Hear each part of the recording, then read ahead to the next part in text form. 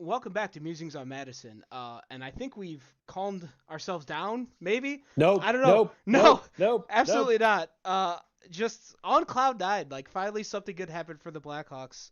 Um, for the Blackhawks fans. Like, we were talking about this very briefly before we came on the air. Look, we're all aware, we're all painfully aware of everything that has happened off the ice with the Blackhawks in the last 5 to 10 years. And we make no, we've talked about that ad nauseum. We have not shied away from it. So I don't feel the need to justify any of the excitement I feel right now because outs away from all the off ice shit that they put themselves or put their entire fan base through and put other people in their organization through, they've sucked for a really long time.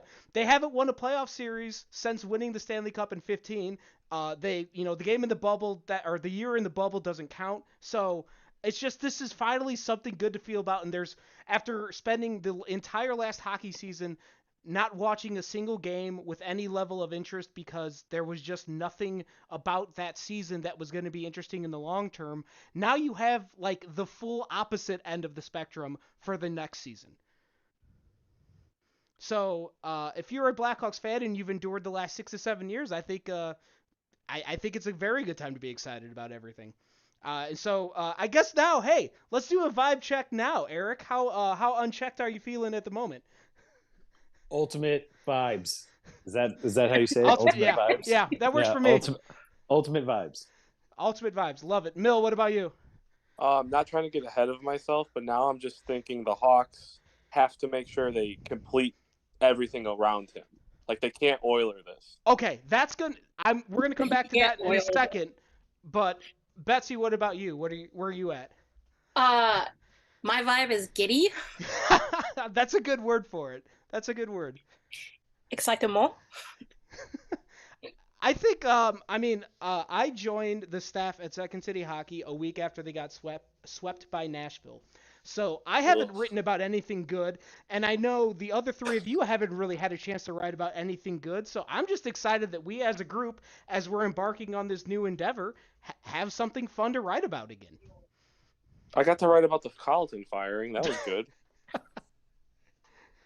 Well, not good for him. It was cathartic for Mill. It was I'm cathartic for a lot sorry. of That people. goddamn defense was so bad. I mean, Historically bad. Like Like the thing is, all time in the I think, history. The, yeah, I think we can all agree that there's a difference between like this year having just bad players and then like having players that are somewhat competent and just not executing. It was frustrating as hell. well, you just watch them and they were just lost. Like they Mm-hmm. and the NHL is absolutely a league where people galaxy brain themselves all the time into thinking that they're smarter than everyone else to like hilarity. But just him with his weird defense that no other team played, and just it was catastrophic.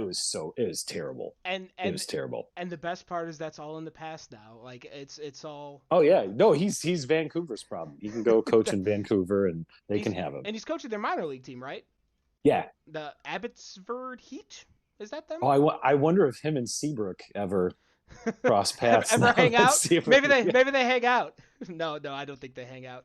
I doubt it. Yeah. So coming back to the present day though, just the uh so I want to build off of what Mill said a little bit because this was I think it was at the Defector today.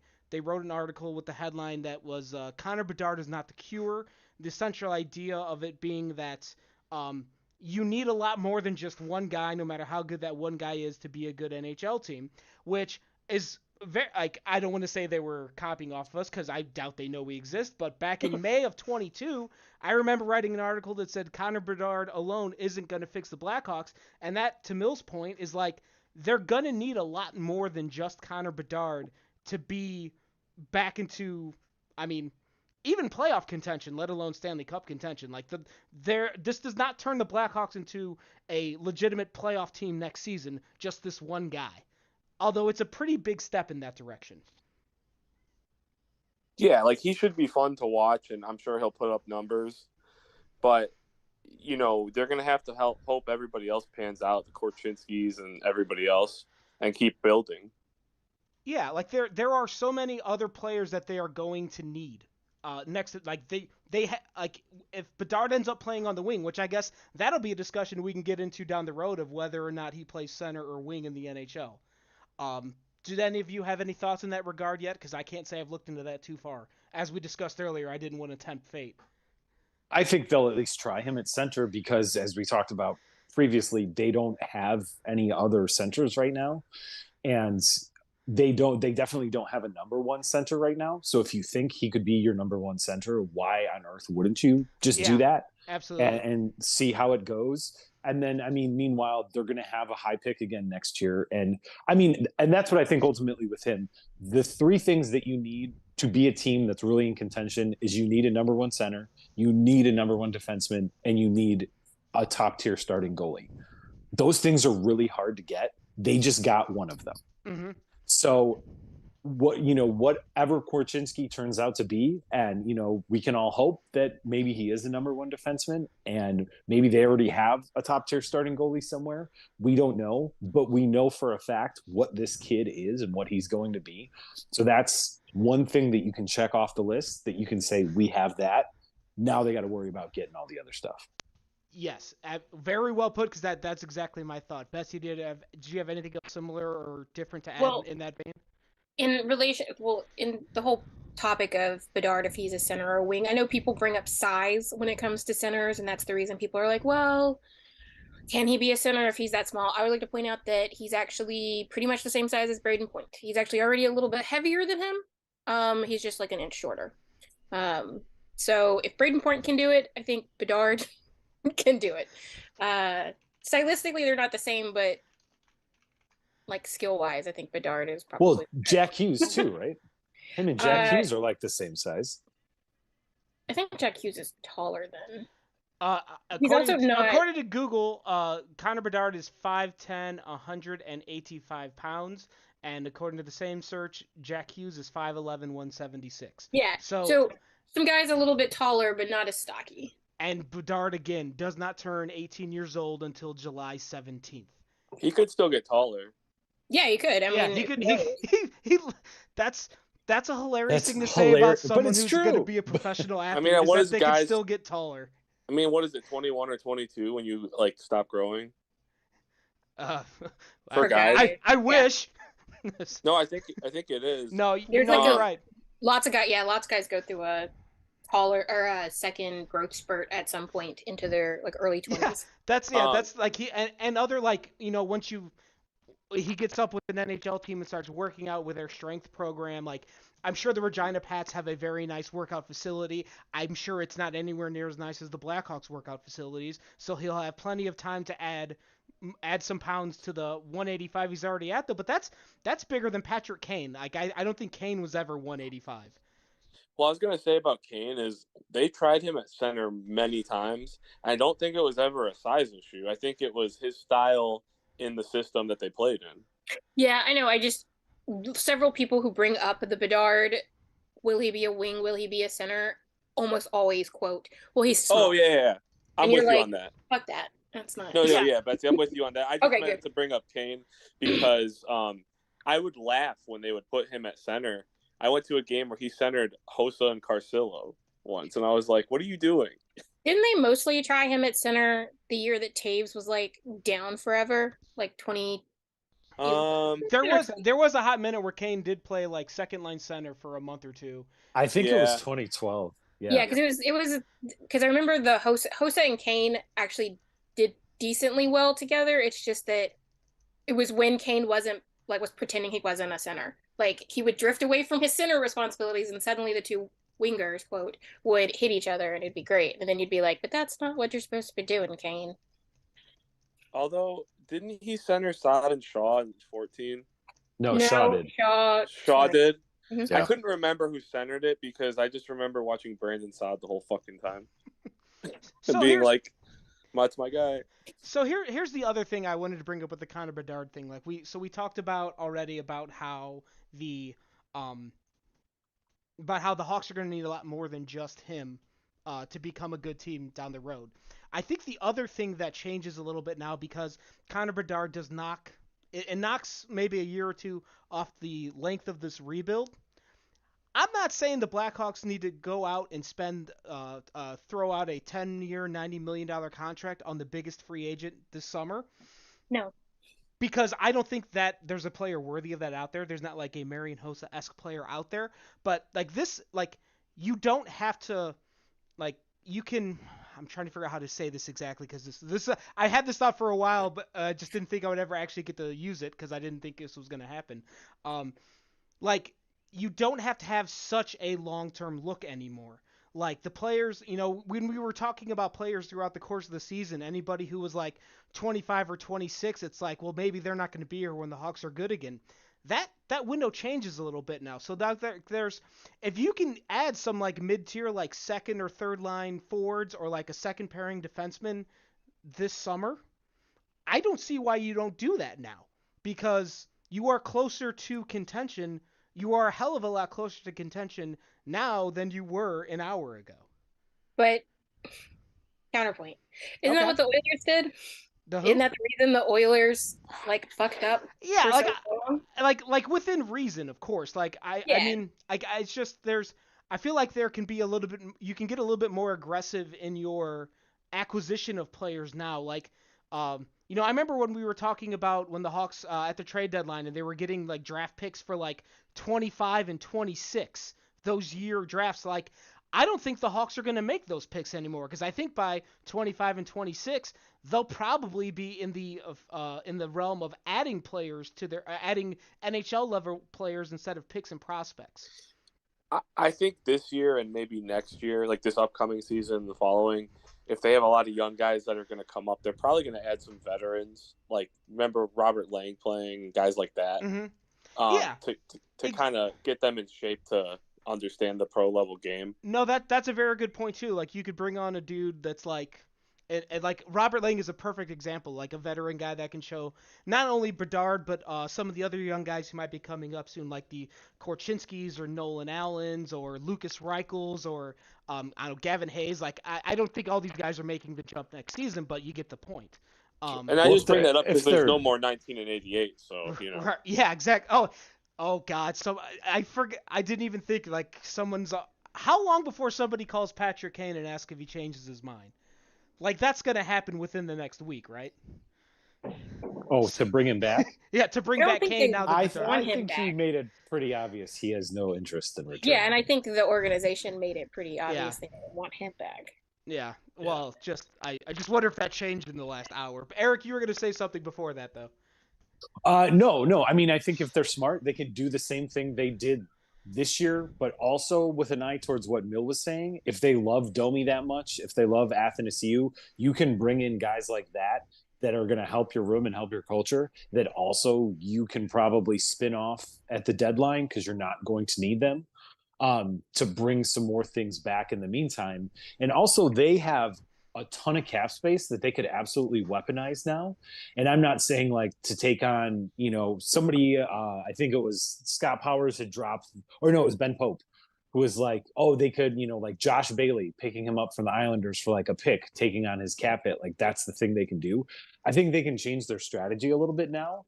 And maybe you can start looking at guys like Brock Besser or kind of guys that are 26, 27 and might have more to offer, but their teams probably can't afford them anymore and might be willing to give you something to take them or give them up for like pennies on the dollar. And you might be able to get a couple players like that this summer that aren't free agents and or aren't like super huge. They're not going to cost you a ton of capital to go get them, but can still really come in and help your team next year. Yeah. Go ahead, Betsy. I was just gonna say my whole thing is I think we gotta pump the brakes a little bit just because every time you Not look at now, Betsy. I'm too excited. team has done like just think about the Blackhawks are a perfect example. Patrick Kane was kind of the exclamation point on that like rebuild. That's when they were like, cool, we can start building the team forward. Yeah, they still missed the playoffs the next year, but like obviously they did a great job the following year and then they won a cup. So but all the work that went in before that was years and years and years in the making. The Blackhawks are not years and years into the making really anymore because Davidson has gotten rid of a ton of old Bowman picks. Yeah, it Correct was or about a not, but he 5 year. Yeah, It he was mostly. cleared about a them out five a year lot. rebuild. Yeah, I mean, we're not like even if you think of like maybe Vlasic, I think he's one of the older like kids that we think could impact soon. Even Kurashev, like we don't know if he's going to be here, but like if Vlasic, you're thinking maybe he's like a standout top four. He's still like pretty young. He's only 21. But look at the Devils as a perfect example. Jack Hughes was kind of the exclamation point. That's when they started to make moves to build a team around him, but they had picked top 10 and 15 for forever before that. Mhm. They had another first overall pick before that. They picked top 10 the year after they got him, like they didn't start picking up big name guys until last year when they picked up like Dougie Hamilton. So it was like 3 years, 4 years after Jack Hughes, and Jack Hughes was already in a like he was put into a system that already had a ton of good prospects and a lot of mid-range players so they could build and maneuver a little bit more. So I would be very excited if they could like start to flip some of those assets, and I think they will. Like you're saying, these drafts down the line, I think they will be flipping them for assets that fit the timeline better. But I think it'll still be like 4 or 5 years before we see any like real tangible success, a Like, la the Devils are right now. see, well, I'm going to disagree with you yeah, slightly. Just I think the 4 to 5 years is where I disagree, but go ahead, Eric. no, it's just because of the free agent class next summer. There's no way they're not going to be involved. If you get, If but if the if free agent Aho, class, if Matthews, if DeBrincat, if those guys go to free agency, they are in the conversation because of this kid. I feel like people will want to come and play with him. Mm-hmm. And that's true. that's something that's an X factor. And maybe they don't sign anybody. Maybe they try to, maybe they don't want to. But there hasn't really been that type of situation for McDavid, But there or was for for if you Matthews. want to look at Hughes. There was for Matthews though. Oh, like Tavares? Tavares Yeah. and a bunch of players have gone and played with Toronto, and Toronto finally got out of the first round, and it looks like they're going to be swept by Officer Bob. So Yeah, I well, don't. I think that Toronto is going to serve as the like what not to do ultimately with the way things are going with that organization. Just it seems like whatever mojo and like it factor in quotes here, whatever it thing that the Blackhawks had in the first half of the 2010s and the Kings had and the Penguins had, the Maple Leafs just don't seem to have that, and that is.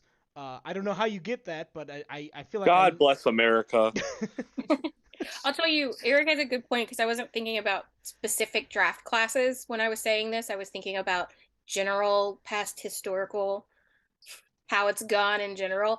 This will be a one of the best draft classes, like draft classes, not free agent classes this next summer with if they all make it, or at least even half of them make it. You're talking about the summer of 24, correct? Yeah. Okay, so just to give people an example of what we're Not this talking. next one, the what next one? Yeah. After. Are you talking about 24 or 25? 24, the year Okay. after, if Bedard plays for the Blackhawks, it'll be a year after Okay. he's Because I'm looking at it right now. It's got Austin Matthews, it's got Sebastian Aho, it's got Elias Pettersson, it's got Sam Reinhart, it's got Jake Gensel. Do you remember when I was pushing for Rasmus. Ovechkin? Yes, I do. But so I mean, there's four. Those are four like pretty big names right there. I mean it's the good Nylander and then Austin Matthews and Sebastian Aho are probably the biggest names on that list. And I guess Pedersen's a restricted free agent, so I shouldn't throw him in that category. But anyway, there's just I don't know. I'm still like it's almost like an element of relief too that like as we were talking before, the sense of dread I felt about sports in general for a while now it's gone for the rest of this evening and it'll at least last me for a few more days that something good happened. The other thing about with Connor Bedard coming to town again and like just looking at my Twitter timeline for the last half an hour, like it's all people talking about the Blackhawks again. And I think I mentioned this a few times over the course of the season that there was just like the buzz around the team was completely dead and gone and buried, and I feel like it's like this is kind of how things come back to the way it was in the 2010s, which were so much fun. So it's nice to have a reason to get excited about the team again. Thank God. No, and we went to the last game of the season. Dave and I went to Tave's last game, and there was a couple minutes there, like the energy was palpable in the building, and it felt like it used to feel. And you're And then the telling me, Flyers like, scored twice in the first 5 minutes and killed it. But it came back a little bit. But Yeah. I mean, opening night, it's going to be packed. There's going to be people there to see this kid, and that's more than we had half an hour ago. 45 minutes ago, whatever. So that's a really cool thing, and it's a thing to be excited about and to appreciate. But going back to the big picture focus that Betsy was talking about a little bit, like when you go back to the Hawks prior dynasty and how that was assembled, like I think I think Crawford was in 02, and I think Keith was in that draft as well, and then Seabrook. They were 03, I think. I thought Seabrook Keith was 02. I think Keith's 02, and Crawford and Seabrook are 03. Okay. Either way, and Kane didn't show up until 2007.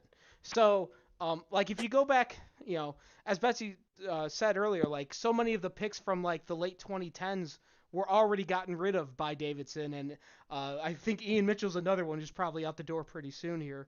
It feels like. So I think the overall whether or not the Blackhawks are going to be back in the playoffs in the next few seasons and maybe another season or two to get back into legit contention, I think that's more of a it's going to be more based off what happens with the other prospects that we've been talking about and writing about all season long, like again the Korchinskis, the Vlasics, Isaac Phillips, Samuel Savoie. There's a handful of them that are showing levels of promise, and I think the best thing that this Connor Bedard thing does is it gives you a top line legitimate superstar. Like to Eric's point earlier about how this is one of the hardest pieces to get, and the Blackhawks have it now, so that when you bring up, if say like Gavin Hayes is a guy who's tore up the OHL this season, if he comes up in the next season or two, he's not going to be counted on to play 18, 20 minutes a night and score 60 points in a season and that's probably not where he's going to end up. He's probably like a third line guy at the best. And they will have the top line secured, so the younger guys that come up don't have as much responsibility to produce when they get to the NHL level, and that's going to help their development as well. So it's just it's like a cheat code for the entire operation. It makes things a little bit easier, but there's so many ways that this development helps them in the short term and the long term, which is why we're all so wildly excited that it happened. Yeah, best possible scenario. Like this is all anybody wanted, going into this, whose team had a legitimate shot at it, was to walk away, with this kid, and they got him.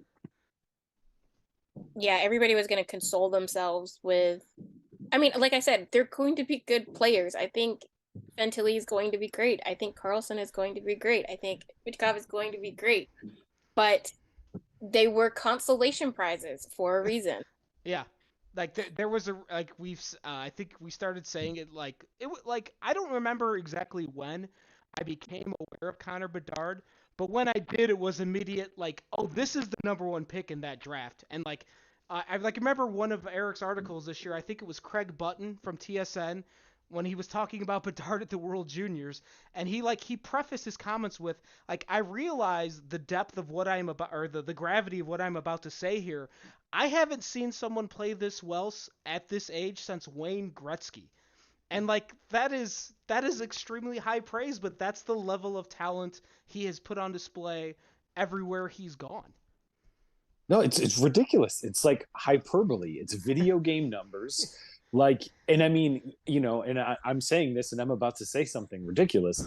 It's possible they just got a better player than Patrick Kane or Jonathan Toews. It's possible absolutely. He just went to them, and this is something we've never seen. I never watched Stan Mikita, who I think might be the best Blackhawk of all time. I never watched him. I didn't watch him get drafted. I didn't watch him develop. I didn't watch his first year. So, I mean, this is for what we just had, the dynasty we just had, and it ended, and yes, it's crumbled to dust completely at this point. Yeah. But this is something I've never seen before on this team, my favorite team that I've grown up watching my entire life. Like, that is so cool. Did you say it was Button that said that about I think Gretzky? I think it was. Because he's younger than Gretzky, so why? That's weird. Would you be paying attention to a 16-year-old, 17-year-old? I think it was comparing Gretzky at the World Juniors. I believe is the Yeah, but like, Well, to be fair, that's the age difference between me and Taves and Kane. yeah, but that's what I'm like. In an age where there wasn't like that's not broadcast a lot, like, and he himself is like 2 or 3 years younger, like. That's a hyperbolic statement unless he's talking about clips that he saw later. But I'll take it. I mean, I'm excited about Bedard. Way to rain on my parade, Betsy. Thank you. I'm always like, you can sit there and say these kids are amazing without making up a little story. Like, that seems like a slightly fictitious story to me, unless he's talking about clips from behind the scenes. But did he play with Gretzky? Craig Button? Yeah, let me look.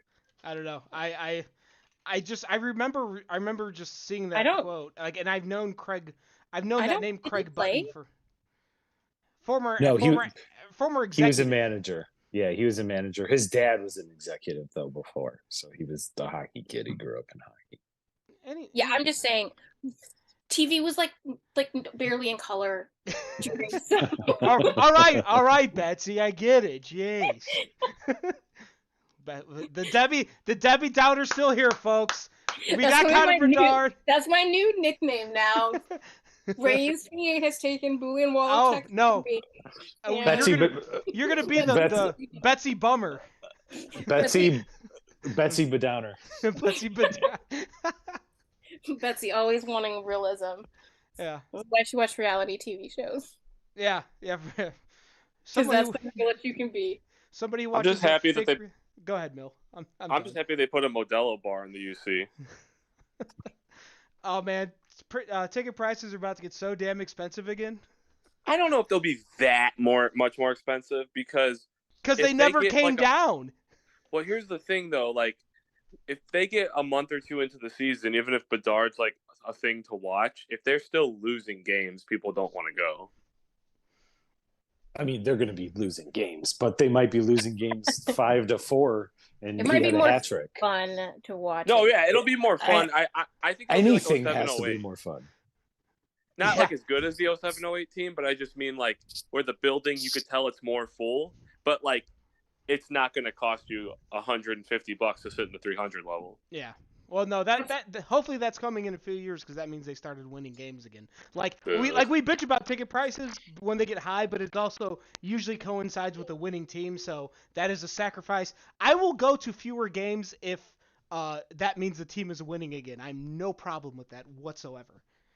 Did people think that they were doing that broadcast live or something, like flipping the cards live? Why? Like it wasn't because they're like, that's how you know it's rigged because they like did everything in advance, and I'm like, they never do they did the like live draw like once, I think, in recent memory, and it like people were like, this is the most boring shit ever, and they were like, yeah, it doesn't make good TV. Yeah. That was mentioned, I think Aaron Portzline over at The Athletic it was a couple days ago, and I think it posted in our links this morning that it was an extremely detailed look at how the draft lottery works, and they every team has a rep there, I believe, that's like physically on site, but they are not allowed to take their cell phones in, and they are, and I don't think they're allowed to like leave the building until the thing is announced so that they don't contact anybody and ruin it. Apparently nobody told Kevin Weeks, but no, I think it was the broadcast that, I don't know. You know what? The broadcast did something weird too. That's the reason why people were like, that just happened. And it's like, yeah, because it's filmed ahead of time. That's how TV works most of the time. Yeah.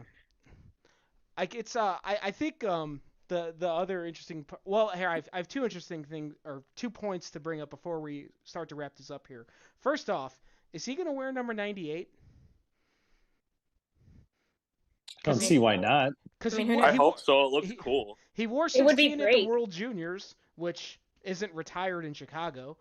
Wait, what number? 16 at the That's World because Juniors. there's different rules about what numbers you can Okay. wear in So, international play. so like I assume 98's not Because taken. So Taves had to wear a different number. Well, that was yep. because of Crosby, but they still like you'll see other guys wear different ones on Canada. So yeah, I'm guessing we'll see because that one guy in Vancouver that was wearing a Connor Bedard jersey in like December or whatever it was, now he gets to keep that for forever. Because He I'm could assuming, throw it on the ice like they do in yeah, Vancouver. I'm assuming like I mean like again, it feels kind of crazy to say this soon, but like if he decides to wear number 98, nobody may wear that number again for the Blackhawks. But that's where we're at. Like we could already call this shot. Like his Well, number also, might has get. anybody ever worn 98 for the Blackhawks? I don't think so. I don't think anybody's worn 90 anything except for like one or two, maybe. Don't you dare forget about Sergei Berezin or Yannick Perreault. I said 91 and 92. Weren't Oh, those the I thought numbers? I thought you said 90 something. It was 94. And No, but 94. 92 was Michael Nylander. the Right, I knew highest that. the highest number for Blackhawks jerseys was 95, and that was Dylan Sekura. Yeah, so nobody Oh, has worn yeah. 96, 97, or 98, and obviously no one's worn 99. So yeah, there you go. It's going to be a thing. The other thing I wanted to bring up, and I remember like when the Hawks were in their heyday, like I don't know if like there was ever a moment where you would have considered Taves and or Kane as the face of the league, because it feels like right as they were about to get there, like maybe Kane was, and then everything that happened in Buffalo went down, and that was the end of it. Like like the Hawks, might have the face of the league in like 2 or 3 years, like, and I don't know if that's ever happened before. Because like like Crosby's and Ovechkin feel like they always kind of overshadowed Taves and Kane on an individual level, even at the height of Taves and Kane's powers. I So feel like there's a couple years they were on the EA covers and stuff, but yeah, I think it was split between the two of them. So it was kind of a package deal. It wasn't like a singular star. Well, they were And gonna be, yeah, because they were individual EA ones, and then in 2015 they were gonna be on together, and and then they. they pulled Kane off of I it have after that, the. by the way. Yeah, I do too. You have the one that got pulled? I think so. Yeah, I got that from somebody gifted that to me that used to shop at my store that was in the game industry. Yeah, And I thought that was funny as hell. and I don't think it means like I mean it's kind of it's a very subjective term, like the face of the league thing, but I mean Gary Bettman's got to be doing cartwheels in an office somewhere, right? Like this is like I know it's obviously a best case scenario for the Blackhawks and for all the fans, but for the NHL, like Yeah, that's what I you was saying just earlier. yeah, you just set your best young star to a dormant market that's gonna just start printing checks tomorrow. I mean, even when the Blackhawks were terrible, up until I think maybe this year, the Blackhawks were still getting better placement on TV, and people always wondered why. And it's like, it's all about branding, bros. Like, it doesn't matter that they've been bad for a while. Advertisers are looking at a brand and they're looking at the ratings. And even if your smaller market team is much better, it Which doesn't it matter. was. The Blackhawks, yeah, the Blackhawks are still a bigger pool. Now, they're not going to be as big a pool as Boston or New York, who are both giant markets, super successful, like, but those types of things always bothered me. I was like, you're looking at it from a fan perspective, you need to look at it from a marketing perspective. And this is great. Like I said, I thought the best two landing spots for him would have been Anaheim or Chicago. I'm glad it's Chicago for completely selfish reasons. I would have been okay with second with Ventilli, but like this is amazing. Amazing. I'm back into Giddy. So I assume the 2025 Winter Classic will be played in Arlington Heights at the Chicago Bears' new stadium, right?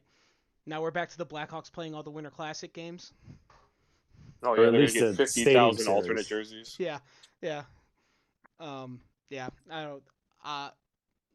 I think that's all I got for this evening because we talk love but for obvious reasons. Any final thoughts from the group? I just want to throw this out there from what you just said. Go ahead. The Hawks might be a road team in an outdoor game because Bedard will draw. Yeah, No, absolutely, seriously. I mean, absolutely. Uh, Betsy, what about you? Keep looking at his face, and he looks like a baby. That's That's my final thought. He I, looks He's wild. 17. he is less than half my age, and that is He's. a I was about to painful say he's realization. closer to my nephew's age, who wasn't even alive when Patrick Kane was drafted the last time the Blackhawks drafted a first overall. That's You know what? Let's not play this game anymore. Never mind. Eric, what about you? Any final thoughts? Just, I mean, what a crazy thing to happen. What a crazy moment. What a crazy night. And like, it is. You said it before. It's been a very long time, I think, since any of us have had something to be excited about in this way and to look forward to with this team. So it's nice to kind of feel that part of myself, my fandom, like thawing out a little bit. Yeah. Uh, just to be, and I was as cynical as anybody this year. Like there was a method to the madness with the losing, but like that's all gone now. I mean, we're every game we're going to watch, we're going to hope they're going to win from here on out, and hopefully they're trying to win from here on out. And we're going to see this kid do some insane, amazing stuff. Like it's just so cool. Yeah. I think we might have a post on Tuesday that's just going to be like, just every Connor Bedard highlight we can find. Just just like we don't need to write. Like if a yeah. picture is worth 1,000 words, here's what this video is going to be worth a lot more. So Yeah, here's a video of him skating through three guys and blistering this shot past this goalie, and the goalie moves 3 seconds after the puck has already passed him. and if you need not that there's so much out there about how good he is, but at some point in the last 6 months or so, somebody asked Patrick Kane about him, and Patrick Kane could not say enough about Connor Bedard's ability, and it would like that. If you need an authority, a more local authority that you might be more familiar with, Patrick Kane raved about him at some point in the last 6 months. So Google that. I'm sure it's on the internet somewhere, and we'll try and track it down for that post. Um, but that's going to do it for this special edition of Musings on Madison. I hope the YouTube stream worked. We might do this again sometime. Obviously, with the live event this evening, it was a very special occasion. So maybe we'll have some more special occasions down the road. I think I can speak for the group and say we're all wildly excited about the future of this team, and now and that kind of coincides with gives us a lot of things to do for the upcoming season. So stay tuned to SecondCityHockey.com because I'm sure we're gonna have plenty more content on this and everything else going forward. So I'm on Twitter at DMelt57. Mill is at Mill182. Betsy and Eric aren't on Twitter, but they're at SecondCityHockey.com under their various nicknames. Betsy's been demoted to the Betsy Bedowner. And Eric, we're still working on the nickname. But yeah, we'll be back next week to talk about. I don't know. We'll probably all still be gushing from what happened this evening. But yeah, we'll talk to you next week. We're gonna go party now. See you later.